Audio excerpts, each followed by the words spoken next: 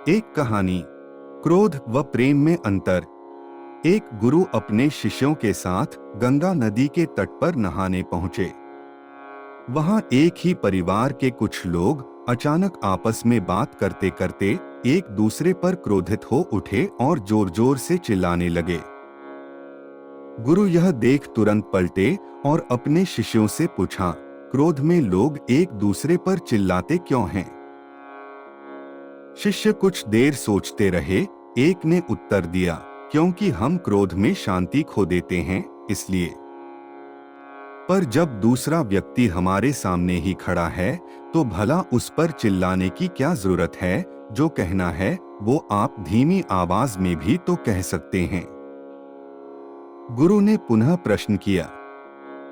कुछ और शिष्यों ने भी उत्तर देने का प्रयास किया, पर बाकी लोग संतुष्ट नहीं हुए।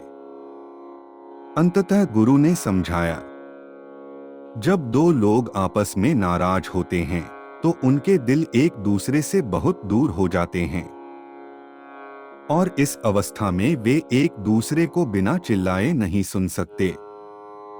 वे जितना अधिक क्रोधित होंगे उनके बीच की दूरी उतनी ही अधिक हो जाएगी और उन्हें उतनी ही तेजी से चिल्लाना पड़ेगा। क्या होता है जब दो लोग प्रेम में होते हैं?